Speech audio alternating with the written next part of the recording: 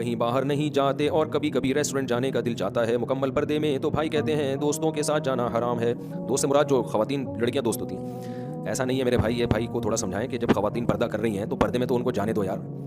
وہی بات ہے نا کہ ایسا مذہبی لوگ ایسا رویہ اگر رکھیں گے کہ لوگ دین کے قریب آنے کے بجائے دور ہو جائیں گے۔ ایک تو پردہ خواتین کر نہیں رہی ہیں، اوپر سے پردہ انہوں نے کر لیا تو آپ نے اور اتنے سخت احکام کے گھر سے نکلنے نہیں دے رہے، تو اس سے جو چند عورتیں نہیں کر رہی وہ بھی ڈر جائیں گی۔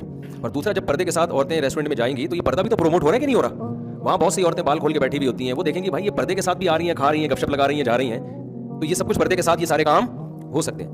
باقی اگر کوئی عورت خود سے نہ جانا چاہے ریسٹورنٹ میں، وہ کہے کہ جی میں گھر میں ہی رہنا پسند کرتی ہوں، تو یہ اچھی بات ہے، قابل تعریف ہے، لیکن یہ وہ خود کرے۔